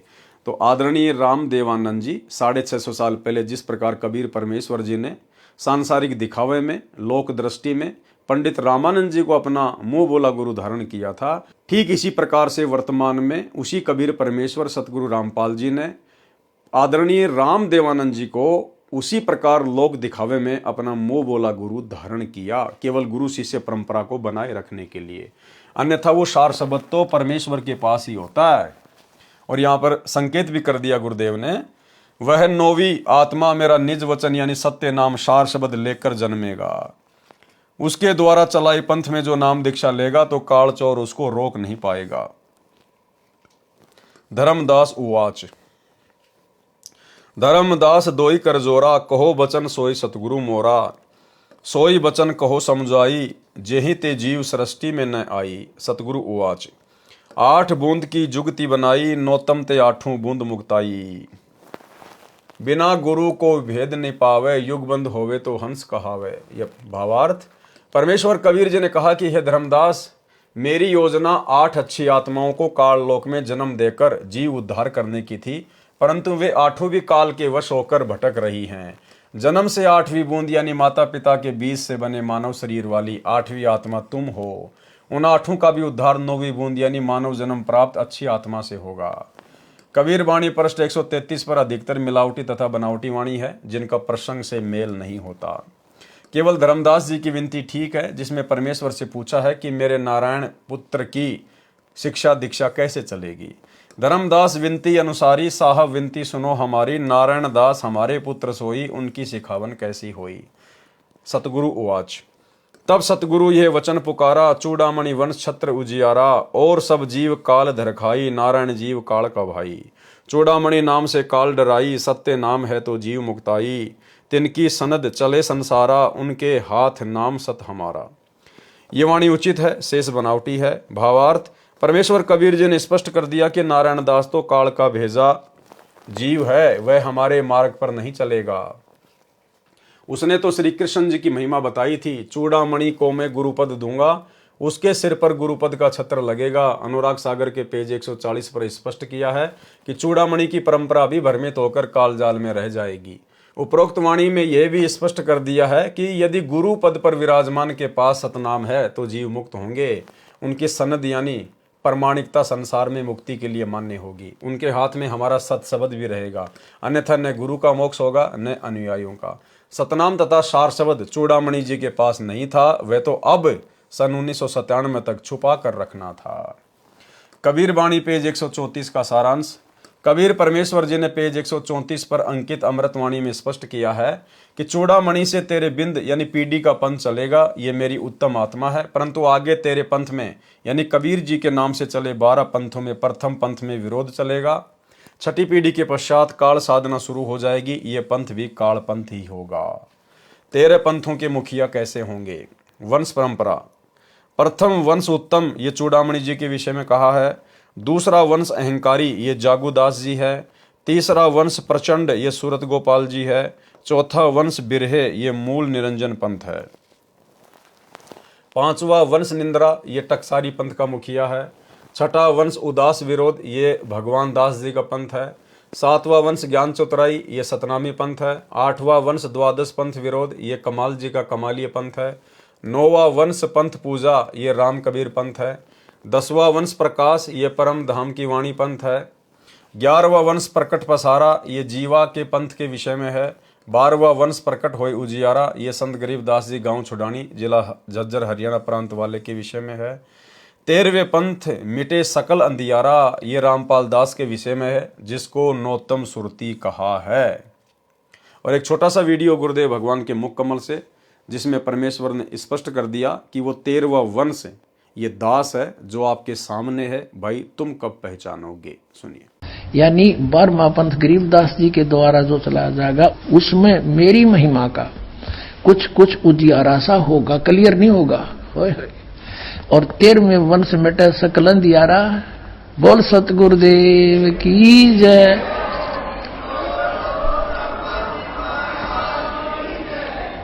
ये 13वां वंश ये दास है जो आपके सामने बैठा है। भाई बच्चों, आप कद पहचानोगे। 13वें वंश मिटे सकल अंधियारा, ये रामपाल दास के विषय में है, जिसको नौतम सुरती कहा है। सवसम वेद बोध पृष्ठ 155 पर भी 12 पंथों के नाम लिखे हैं। जब तेरी पीढ़ी चली आवे, मुक्तामणि तभी प्रकटाई, धर्म कबीर होए प्रचारा, जहां तहां सतगुरु सुयस उचारा। कबीर बाणी पृष्ठ 135 981 पर अधूरा तथा मिलावटी ज्ञान है। कबीर बाणी के पृष्ठ 136 982 137 983 का सारांश। कबीर बाणी अध्याय में 12 पंथों का ज्ञान है। द्वादश पंथ चलो सो भेद। 12 पंथों के विषय में कबीर चरित्र बोध पेज 1835 1870 पर तथा सवसम वेद पृष्ठ 155 पर भी लिखा है। कबीर परमेश्वर जी ने स्पष्ट किया है कि काल मेरे नाम से 12 पंथ चलाएगा। उनसे दीक्षा प्राप्त जीव वास्तविक ठिकाने यानी यथार्थ सत्य स्थान अमरलोक को प्राप्त नहीं कर सकेंगे। इसलिए धर्मदास भविष्य का ज्ञान मैंने कह दिया है, जो इस प्रकार है। प्रथम वंश तो उत्तम कहा है, वह प्रथम पंथ का प्रवर्तक चूड़ामणि यानी मुक्तामणि होगा, और अन्य शाखा जो चूड़ामणि के वंश में शाखाएं होंगी वे भी काल के पंथ होंगे। पाठकों से निवेदन है कि यहाँ पर धर्मदास के वंश वाले महंतों ने चूड़ामणि को 12 काल के पंथों से भिन्न करने की कुचेष्टा की है। यहाँ वाणी में गड़बड़ की है। प्रथम पंथ जागूदास वाला बताया है।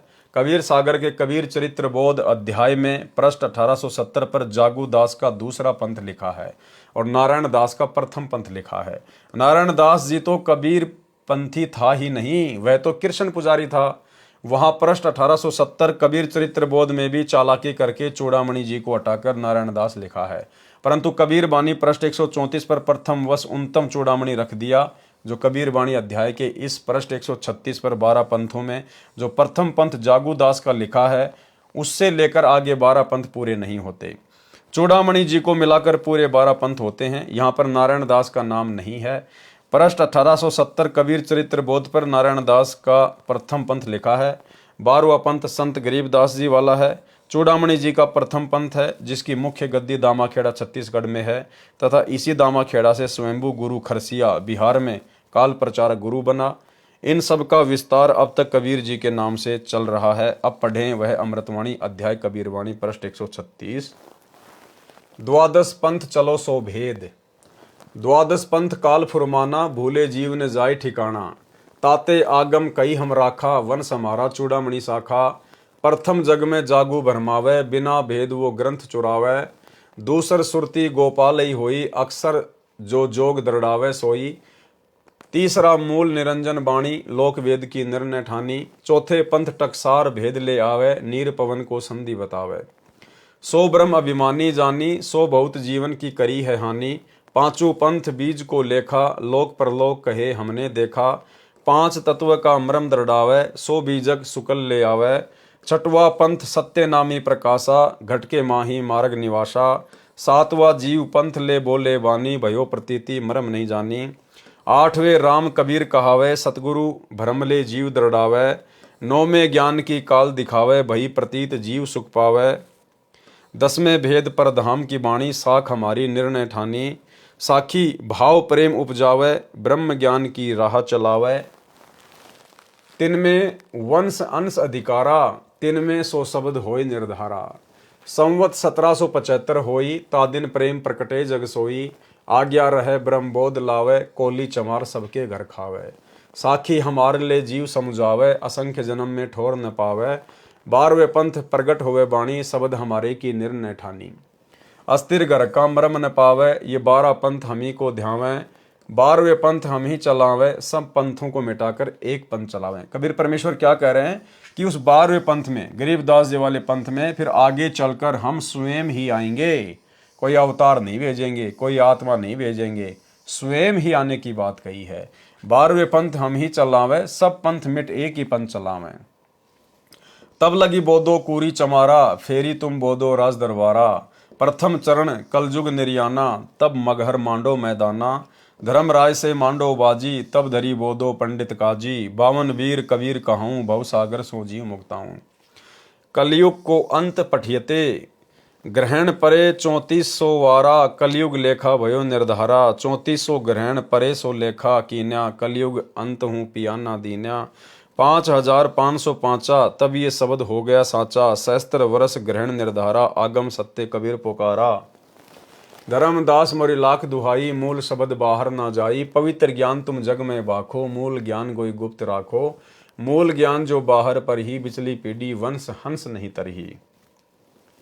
33 अरब ज्ञान हम भाखा, मूल ज्ञान गोए हम राखा। मूल ज्ञान तुम तब लग छुपाई, जब लग द्वादश पंथ मिट जाई।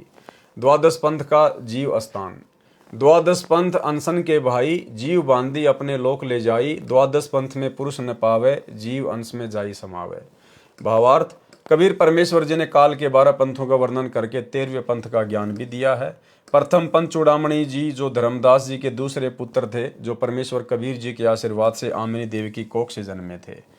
फिर उनको परमेश्वर कबीर जी ने गुरुपद प्रदान किया था। अनुराग सागर पृष्ठ 140-41 पर स्पष्ट कर ही रखा है कि चूड़ामणि यानी मुक्तामणि की बिंद परंपरा अर्थात संतान की चलाई गुरु गद्दी में छठी पीढ़ी से सत्य भक्ति समाप्त हो जाएगी और काल वाले नकली कबीर पंथ टकसारी पंथ वाला आरती चौका तथा कबीर सागर में अध्याय सुमरण बोध पृष्ठ 22 पर लिखा शब्द यानी पूरा शब्द आरती की तरह दीक्षा में देना शुरू कर दिया। वर्तमान में धर्मदास जी की गद्दी पर चल रहा दीक्षा मंत्र यह है जो सुमरण बोध के पृष्ठ 22 पर लिखा है, जो इस प्रकार है। सुमरण 5 नाम, आदि नाम, अजर नाम, अमी नाम, पाताले सप्त सिंधु नाम, आकाशे अदली निज नाम, यही नाम हंस को काम। खोलो कूची खोलो कपाट, पांजी चढ़े मूल के घाट। ब्रह्म भूत का बांधो गोड़ा, कह कबीर प्रमाण। 5 नाम ले हंसा सत्य लोक समान। ये पूरी आरती उनका नाम मंत्र है जो धर्मदास जी की छठी पीढ़ी से शुरू किया गया था, जो वर्तमान 2013 तक चल रहा है। इसको 5 नाम कहते हैं।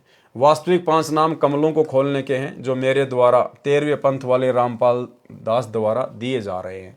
यही मंत्र जो मैं प्रथम चरण दीक्षा में देता हूँ, इसके बीच वाले 5 मंत्र श्री चूड़ामणि पुत्र श्री धर्मदास जी को परमेश्वर कबीर जी ने दिए थे। सतनाम और सार शब्द नहीं दिया था। इन्हीं 5 नामों को आगे दीक्षा रूप में देने के लिए चूड़ामणि जी को आज्ञा दी थी, जिनको 5वें काल पंथी टकसारी पंथ वाले ने यह तर्क देकर छुड़वा दिए कि ये भक्ति तो देवी देवताओं की है। कबीर साहिब ने तो सतपुरुष की भक्ति करने को कहा है, ये तो काल पूजा है। उसने कबीर सागर के सुमरण बोध पृष्ठ 22 पर लिखी 5 नाम की महिमा की वाणी ही दीक्षा रूप में देनी शुरू कर दी। इस वाणी में तो बताया है कि जो 5 नाम का मंत्र यानी दीक्षा ये अजर अमर है, आदि से चला आ रहा है। इससे और सतनाम सारनाम की संधि से पूर्ण मोक्ष होगा। ये दीक्षा धर्मदास जी के संतान जो वर्तमान में दामाखेड़ा प्रांत छत्तीसगढ़ में महंत गद्दी चलाकर प्रदान कर रहे हैं। अब उपरोक्त कबीर वाणी पृष्ठ 136 तथा 137 पर लिखी अमृतवाणी को समझाते हैं। नंबर 1, इसमें प्रथम पंथ चूड़ामणि जी तथा उसके आगे जितने भी धर्मदास वाली संतान से शाखाएं चल रही हैं, ये सब नकली कबीर पंथ हैं जो काल द्वारा चलाए हैं। ये सब एक पंथ माना जाता है क्योंकि सब में वही टकसारी पंथ वाली काल साधना प्रचलित है। दूसरा जागूदास, तीसरा सूरत गोपाल, चौथा मूल निरंजन पंथ, 5वां टकसारी पंथ, छठा बीज का लेखा यानी भगवान दास पंथ, 7वां सतनामी पंथ, 8वां कमाल पंथ, 9वां राम कबीर पंथ, 10वां जीवा पंथ, 11वां परधाम की वाणी पंथ, 12वां संत गरीबदास गांव छुडानी धाम प्रांत हरियाणा पंथ। कबीर वाणी अध्याय के पृष्ठ 136 पर अंतिम पंक्ति से 12वें पंथ का वर्णन प्रारंभ होता है। संवत 1775 हुई, तादिन प्रेम प्रकटे जग सोई। भावार्थ, विक्रमी संवत 1774 में संत गरीबदास जी का जन्म हुआ था। यहाँ पर गलती से 1775 लिखा गया है। फिर पृष्ठ पर 137 पर वाणी लिखी है। 12वें पंथ प्रकट होए वाणी, शब्द हमारे का निर्णय ठानी। साखी हमारी ले जीव समझावे, असंख्य जन्म ठोर नहीं पावे। अस्थिर घर का मरम नहीं पावे, ये 12 पंथ हम ही को ध्यावे। 12वें पंथ हम ही चल आवे। 12वें पंथ में परमेश्वर कबीर जी ने कहा कि हम खुद ही चल कर आएंगे। सब पंथ मिटा एक ही पंथ चलावें। प्रथम चरण कलयुग निर्याना, तब मगर मांडो मैदाना। भावार्थ, कबीर परमेश्वर जी ने बताया है कि 12वें पंथ का प्रवर्तक संवत 1774 में जन्म लेगा। संत गरीबदास जी के विषय में कहा है। यह कबीर चरित्र बोध अध्याय के पेज 1870 पर भी स्पष्ट है कि 12वां पंथ गरीबदास जी का पंथ है। फिर कहा है कि 12वें पंथ में मेरी महिमा की वाणी प्रकट होगी, यानी गरीबदास जी जो 12वें पंथ वाला वह मेरी महिमा की वाणी बोलेगा। उसके अनुयायी तथा अन्य 11 पंथों के अनुयायी मेरी साखी यानी वाणी को आधार बनाकर उसको अपनी बुद्धि के अनुसार अनुवाद करके जीवों को समझाएंगे। मेरी वाणी में लिखे पद, छंद, शब्द तथा दोहों के अर्थों का अपनी बुद्धि से निर्णय किया करेंगे। ठीक से न समझकर उल्टा पुल्टा अर्थ लगाकर व्याख्यान करके असंख्य जन्म तक स्थायी स्थान यानी सतलोक प्राप्त नहीं कर सकते। ये 12 पंथों से दीक्षित मेरी साधना करने का दावा करेंगे, परंतु यथार्थ भक्ति मंत्र नहीं होने के कारण अस्थिर घर यानी अचल लोक की प्राप्ति का ज्ञान न होने से सतलोक नहीं जा सकेंगे। परमेश्वर कबीर जी ने कहा है कि फिर 12वें पंथ में हम ही चलकर आएंगे, यानी गरीबदास के पंथ में आगे चलकर हम स्वयं आएंगे। स्वयं आएंगे मतलब आज सतगुरु रामपाल जी जो आ चुके हैं गरीबदास जी के 12वें पंथ में, फिर 1994 में अपना यथार्थ 13वां कबीर पंथ चला दिया है। अर्थात सतगुरु रामपाल जी स्वयं ही कबीर परमेश्वर हैं। परमेश्वर कबीर जी ने कहा है कि फिर 12वें पंथ में हम ही चलकर आएंगे, यानी गरीबदास के पंथ में आगे चलकर हम स्वयं आएंगे। कबीर वाणी पेज 132 पर भी स्पष्ट किया है कि एक वस्तु गुप्त हम राखी, सो निर्णय तुम सो नहीं बाकी। नौतम सुरती हमारी शाखा, 7 सुरती की उत्पत्ति भाखा। 8वीं सुरती तुम चली आए, नौतम सुरती हम गुप्त छुपाए। नौतम सुरती वचन निज मोरा, ते ही ते पल्ला न पकड़े काल चोरा। भावार्थ, परमेश्वर कबीर जी ने स्पष्ट कर दिया है कि धर्मदास तुम 8वीं अच्छी आत्मा हो, आप आ चुके हो, अब 9वीं अच्छी आत्मा आएगी, वह मेरा निज वचन खास वचन है, यानी उसके पास मेरी पूर्ण शक्ति है। अब पूर्ण शक्ति अगर 9वीं आत्मा को दे दी गई है तो फिर कबीर जी के पास में क्या बच गया भाई? कोई यदि अपनी पूर्ण शक्ति किसी और को दे देगा तो वो तो खाली हो गया, फिर उसके पास में क्या है? और परमात्मा क्या कभी अपनी पूर्ण शक्ति किसी को देगा? कभी नहीं देगा। अगर किसी को दे दी तो फिर परमात्मा का अस्तित्व क्या रह गया? तो यहां पर यह कहना कि वो मेरी पूर्ण शक्ति प्राप्त है, स्वयं अपने लिए कह रहे हैं, यानी सतगुरु रामपाल जी स्वयं ही कबीर परमात्मा है, यानी उसके पास मेरी पूर्ण शक्ति है। ये मैंने तेरे से छुपा रखा था। पृष्ठ 137 पर स्पष्ट ही कर दिया है कि 12वें पंथ में हम आएंगे। स्पष्ट ही कर दिया है कि 12वें पंथ में हम आएंगे, यानी कबीर जी स्वयं ही आए हैं। अब वह 12वें पंथ में परमेश्वर के नौतम सुरती रामपाल दास आ चुका है। यहाँ अपने आप को छुपा देते हैं गुरुदेव। जैसे कबीर सागर में मिलावट करके धर्मदास जी की संतान वाले गद्दी वालों ने भ्रम फैलाया है कि धर्मदास जी तथा उनकी संतान चूड़ामणि की संतान जो 42 पीढ़ी चलेगी उनसे जगत का उद्धार होगा, यहाँ तक भ्रम फैलाया है कि कबीर परमेश्वर जी ने कहा है कि जब तक धर्मदास जी की 42 पीढ़ी की गुरु परंपरा चलेगी तब तक मैं कबीर जी पृथ्वी पर नहीं आऊँगा। विचार करें कि यदि ये सत्य होती तो ये नहीं कहते कि मैं 12वें पंथ में चलकर आऊँगा। यदि ऐसा होता तो संत गरीबदास जी को संवत 1784 में गांव छुडानी में नहीं मिलते। पृष्ठ 137 पर आगे कहा है कि कलयुग का प्रथम चरण कब था? प्रथम चरण कलयुग निर्याना, तब मगहर मांडो मैदाना। परमेश्वर कबीर जी ने बताया है कि मैं मगहर में एक लीला करूंगा, ब्राह्मणों के साथ आध्यात्मिक मैदान मांडूंगा, यानी ज्ञान गोष्ठी करूंगा। मैदान मांडने का भावार्थ है कि किसी के साथ कुश्ती करना या लड़ाई करना या ज्ञान चर्चा यानी शास्त्रार्थ करने के लिए चैलेंज करना। पंडित जन कहा करते थे कि जो काशी शहर में मरता है वह स्वर्ग में जाता है तथा जो मगहर शहर में मरता है वह गधा बनता है, इसलिए मगर में कोई मत मरना। परमेश्वर कबीर जी कहते थे कि सत्य साधना करने वाला मगर में मरो तो भी स्वर्ग तथा स्वर्ग से भी उत्तम लोक में जाता है। मगहर नगर उत्तर प्रदेश में जिला संत कबीर नगर में है, गोरखपुर से 25 किलोमीटर अयोध्या की ओर है। कबीर परमेश्वर जी ने कहा कि मैं मगहर में मरूंगा और उत्तम लोक में जाऊंगा। विक्रमी संवत 1575 सन 1518 माघ के महीने के शुक्ल पक्ष की एकादशमी को परमेश्वर कबीर जी ने सतलोक जाने की सूचना दे दी। काशी से मगर सीधे रास्ते से 150 किलोमीटर है। उस समय कबीर परमेश्वर जी लीला में आयु 120 वर्ष की थी। पैदल चलकर 3 दिन में काशी शहर से मगर स्थान पर पहुंचे। काशी नरेश वीर सिंह बघेल कबीर परमेश्वर जी का शिष्य था तथा मगहर नगर का नवाब बिजली खान पठान भी परमेश्वर कबीर जी का शिष्य था। दोनों अपनी अपनी सेना लेकर मगर के बाहर आधा किलोमीटर दूर आमी नदी के किनारे जहां पर कबीर जी बैठे थे वहीं पहुंच गए। परमेश्वर कबीर जी ने एक चद्दर अपने नीचे बिछवाई। भक्तों ने श्रद्धा से 2-2 इंच फूल बिछा दिए। कबीर जी उस पर लेट गए तथा कहा कि मैं संसार छोड़कर जाऊंगा। उस समय हजारों की संख्या में लोग तथा सेना के जवान उपस्थित थे, ब्राह्मण भी देखने आए थे। परमेश्वर कबीर जी ने कहा कि मेरा शरीर नहीं मिलेगा, क्योंकि बिजली खान पठान मुसलमान था। वह कह रहा था कि हम अपने गुरु का अंतिम संस्कार मुसलमान रीति से करेंगे। वीर देव सिंह हिंदू था, उसने कहा कि हम अपने गुरु जी का अंतिम संस्कार हिंदू रीति से करेंगे, यदि बातों से बात नहीं बनी तो युद्ध करके लेंगे। परमेश्वर जी ने कहा कि आपको मेरी शिक्षा का क्या असर हुआ, आप आज भी हिंदू तथा मुसलमान को भिन्न भिन्न मान रहे हैं। क्या कहा परमेश्वर ने उस समय कि आप आज भी हिंदू तथा मुसलमान को अलग अलग मान रहे हो, और ये गलती वर्तमान में भी कर डाली भाई और बहनों। वर्तमान में भी जो सतलोक आश्रमों से भाई बहन जुड़े हुए हैं, गुरुदेव का परिवार है, ये कोऑर्डिनेटर हैं, इनकी बुद्धि भी वर्तमान में बिजली खान पठान और वीर सिंह बघेल जितनी ही काम कर रही है। उस समय भी परमात्मा ने उन दोनों को धमकाया कि तुमको मेरी शिक्षा का क्या असर हुआ, तुमने क्या ज्ञान समझा, आज भी तुम हिंदू और मुसलमान दोनों को अलग अलग मान रहे हो। और यही गलती वर्तमान में काल ने करवा दी सतलोक आश्रम मैनेजमेंट हरियाणा से।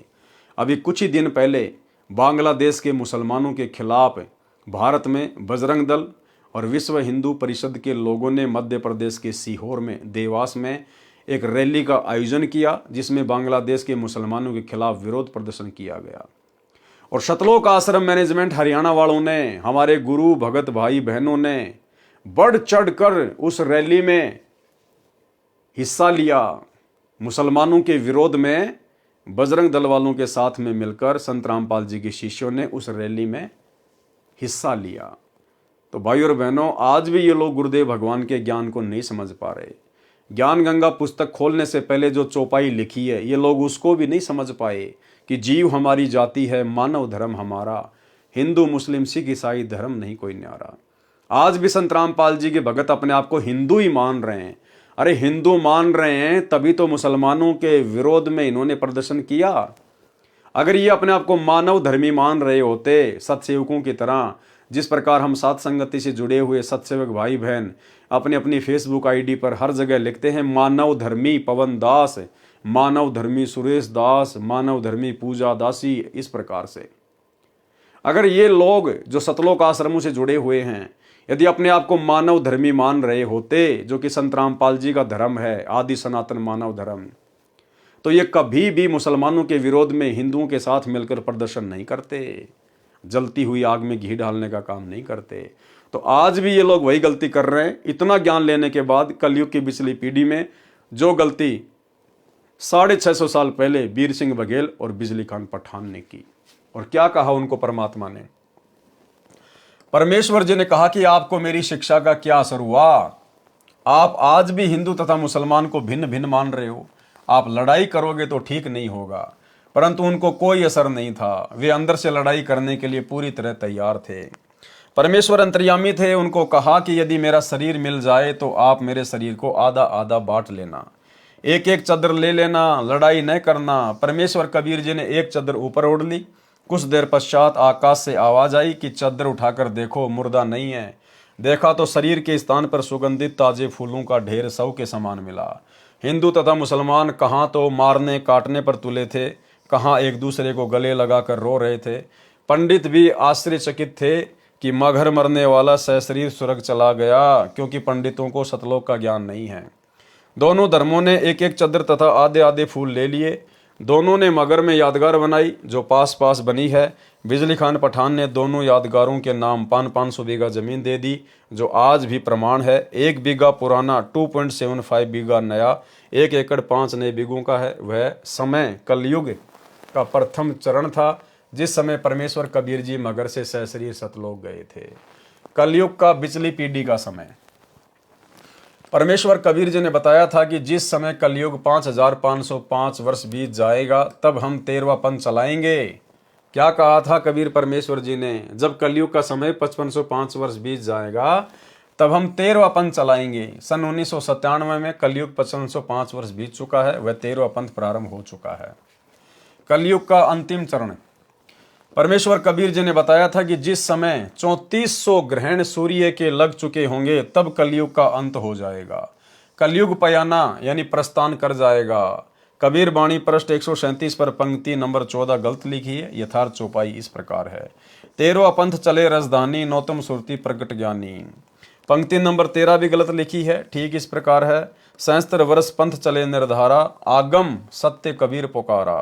वाणी नंबर 12 भी गलत है, ठीक नीचे पढ़िए, कलयुग बीते 5505, तब ये वचन होएगा साचा। पंक्ति नंबर 15 भी गलत लिखी है, ठीक निम्न है, कबीर भक्ति करे सब कोई, सकल सृष्टि परमानिक होई। भावार्थ, परमेश्वर कबीर जी ने तीनों चरण कलयुग के बताए हैं, फिर धर्मदास जी से प्रतिज्ञा सौगंध दिलाई कि मूल ज्ञान यानी तत्व ज्ञान तथा मूल शब्द सार शब्द किसी को उस समय तक नहीं बताना है जब तक 12 पंथ मिट न जाएं। विचार करें, 12 पंथ मिटाकर एक पंथ चलाना था। उस समय जिस समय कलयुग में 5505 वर्ष बीत जाएगा, कलयुग का वह समय सन 1997 में है, तो इससे पहले ये नाम बताना ही नहीं था। तो दामाखेड़ा छत्तीसगढ़ वाले धर्मदास जी के बिंद यानी संतान गद्दी वालों के पास तो सार शब्द तथा तत्व ज्ञान है ही नहीं, न तो वे मुक्त कर सकते हैं और न ही मुक्त हो सकते हैं। उसके लिए परमेश्वर कबीर जी के अनुराग सागर पृष्ठ 140-141 पर स्पष्ट कर दिया है कि हे धर्मदास, तेरा छठी पीढ़ी से यथार्थ पंथ नाम की साधना भी समाप्त हो जाएगी। कालपंथी टकसारी जो काल के द्वारा चलाए कबीर नाम से चले पंथों में 5वां पंथ है, उसकी आरती चौका तथा नाम दीक्षा प्रारंभ करेगा, जो दामाखेड़ा में वर्तमान में चल रही है। फिर पृष्ठ 137 कबीर वाणी पर पंक्ति नंबर 19 में यह भी स्पष्ट कर दिया है कि मैंने यानी कबीर परमेश्वर जी ने 33 अरब ज्ञान बोला है, परंतु तत्व ज्ञान मूल ज्ञान गुप्त ही रखा है। यह तो उसी समय खोलना है जब कलयुग का पिछला चरण चलेगा यानी वर्तमान समय। 33 अरब ज्ञान हम भाखा, मूल ज्ञान गुप्त हम राखा। काल वाले कबीर पंथ के जीव कहाँ जाएंगे? द्वादश पंथ अनशन के भाई, जीव बोध अपने लोक ले जाई, द्वादश पंथ में पुरुष नहीं आवे, जीव अंश में जाई समावे। भावार्थ, 12 पंथ काल अंश के चलेंगे, वे जीवों को गलत ज्ञान देकर अपने अपने लोकों में ले जाएंगे, सतलोक नहीं जा सकते। ये ऊपर स्पष्ट हो चुका है। पृष्ठ 138 से 156 तक दामाखेड़ा वालों ने यथार्थवाणी को घुमाकर मिलावट करके बिगाड़ कर यह सिद्ध करने की कोशिश की है कि धर्मदास जी की 42 पीढ़ियों से जीव मुक्त होंगे। वास्तविकता यह है कि परमेश्वर कबीर जी ने बताया था कि तेरी कुल संतान इतनी हो जाएगी, यदि तेरी संतान काल जाल में नहीं फंसेगी तो यह संभव होगा, जो पृष्ठ 138 से 156 पर लिखा है। विचार करें, यदि इन पृष्ठों के ज्ञान को सत्य माने तो पृष्ठ 148 पर पंक्ति नंबर 14 में लिखा है कि 20 दिन और वर्ष 25 इतना कुल में चले संदिशा। भावार्थ, प्रत्येक गद्दी वाला 25 वर्ष और 20 दिन तक गद्दी पर रहेगा। विचार करें, क्या वर्तमान तक 13 पीढ़ी चल चुकी है, इनमें कोई 25 वर्ष 20 दिन गुरुपद पर रहा है? नहीं तो अपने आप वाणी का सिद्ध होता है। यदि काल छठे पीढ़ी वाले को नहीं ठगता तो यह समय सही रहता। कबीर वाणी पृष्ठ 149 पर पीढ़ी नंबर 6 का वर्णन। छठे वंश अंश अधिकारा, ताते काल आनी पेठारा, पुनि आवे पुरुषई सैदानी, तरे कड़िहार तिन्ही के परवानी, 370 7,000 वंश अंश संग उतरे पारा। भावार्थ, ये स्वयं मान रहे हैं कि छठी पीढ़ी में काल घुसपैठ करेगा, फिर कहा है कि पुरुष फिर आवेगा, उनसे पार हुए। विचार करें, वाणी में लिखा है कि अंश वंश उतरे पारा। ये वाणी भविष्य में होने वालों का संकेत नहीं कर रही है। इसका भावार्थ है कि 7370 अंश वंश पार उतर गए। यदि सत्य वाणी होती तो लिखते उतरेंगे पारा। फिर इसी पर पृष्ठ 149 पर पीढ़ी नंबर 4 की वाणी में लिखा है कि 1303 कड़िहार तिनके संग उतरी गयो पारा। भावार्थ है कि 1303 कड़िहार उनके साथ पार उतर गए। ये भी भविष्य का संकेत नहीं है, यह तो भूतकाल यानी बीते समय का ज्ञान है। इसलिए सब वाणी पृष्ठ 138 से 156 तक बनावटी तथा मिलावटी है। पृष्ठ 156 से 160 तक का सारांश। पृष्ठ 156 के नीचे की वाणी तथा पृष्ठ 157, 158, 159, 160 पर परमेश्वर ने स्पष्ट किया है कि जो नौतम सुरती 13वें पंथ से दीक्षा लेकर गुरु मर्यादा में रहकर भक्ति की कमाई करेंगे, वे सत्यलोक में विशेष स्थान पर रहेंगे। उनके सिर पर छत्र होगा, उनको परमेश्वर अपने समान शोभा प्रदान करेंगे। वे परमेश्वर कबीर जी के विशेष लाडले होंगे। उनके शरीर की शोभा तो 16 सूर्यों के प्रकाश जितनी ही रहेगी। इन पृष्ठों पर भी अधिक वाणी मिलावटी बनावटी है। उदाहरण के लिए पृष्ठ 160 पर अंत में वाणी लिखी है, सुनो धर्मदास मैं तुम्हें बखानी, आदि अंत की सुधी तुम जानी, संवत 1569 आवे, सतगुरु चली उड़ीसा जावे, जब लग वंश करे गुरुवाई, तब लग धरती धरो नहीं पाई। जब लग वंश 42 संसारा, तब लग नहीं आऊं पीछवारा। वचन वंश हम 40 बाखा, जग की मुक्ति वचन की शाखा। इन वाणियों में कहा है कि कबीर पुरुष ने कहा था कि संवत 1569 में सतगुरु उड़ीसा जाएगा। इस वाणी से ही स्पष्ट है कि कोई वाणी कहने वाला परमेश्वर कबीर जी से अन्य है, जो कह रहा कि सतगुरु कबीर जी, क्योंकि धर्मदास जी के सतगुरु कबीर परमेश्वर जी थे, संवत 1569 में उड़ीसा जाएंगे। उनके पश्चात जब तक धर्मदास जी के 42 पीढ़ी वाले दीक्षा देते रहेंगे, मैं धरती के ऊपर पैर नहीं रखूंगा, मैं कबीर जी फिर संसार में नहीं आऊंगा। विचार करें, परमेश्वर कबीर जी विक्रमी संवत 1575 सन 1518 को मगर स्थान से सशरीर सतलोक गए थे। वाणी में लिखकर सिद्ध किया है कि विक्रमी संवत 1569 को उड़ीसा से सतलोक चले गए थे। पहली झूठ। दूसरी झूठ, उसके पश्चात यानी संवत 1575 को सतलोक जाने के पश्चात परमेश्वर कबीर जी संत गरीबदास जी को संवत 1784 सन 1727 में फाल्गुन मास की सुधी चांदनी द्वादशी को परमेश्वर कबीर जी मिले। गुरु ज्ञान अमान अडोल अबोल है, सतगुरु शब्द सेरी पिछाणी। दास गरीब कबीर सतगुरु मिले, आन अस्त्यान रोप्या छोड़ानी। अन्य को भी परमेश्वर कबीर जी सतलोक जाने के पश्चात मिले हैं। संत दादू दास जी को मिले, संत घीसा दास जी को मिले, मुझदास रामपाल दास को सन 1997 में, संवत 2054 को फाल्गुन मास सुदी एकम को मिले। इससे स्पष्ट है कि कबीर सागर में काल द्वारा चलाए कबीर पंथ वालों ने बहुत गड़बड़ कर रखी है, परंतु अब भी बहुत कुछ सच्चाई शेष है जो उनकी कुदृष्टि से बच गई। इसकी पूर्ति संत गरीबदास जी द्वारा परमेश्वर कबीर जी ने कराई तथा पुराने कबीर सागर से भी शुद्धियाँ करके यह कबीर सागर का सरलार्थ पुस्तक परमेश्वर कबीर जी की कृपा से मेरे पूज्य गुरुदेव स्वामी राम देवानंद जी के आशीर्वाद से तैयार की गई है। कबीर सागर के अध्याय कबीर वाणी का सारांश संपूर्ण हुआ। सत साहिब। तो भाई और बहनों, आज के वीडियो में केवल इतना ही, क्योंकि आज के वीडियो में गुरुदेव भगवान ने जो धर्मदास जी की वंश गद्दी वाले हैं, जो अपने आप को कबीर पंथी कहते हैं, उन्होंने किस कदर कबीर सागर में मिलावट कर रखी है।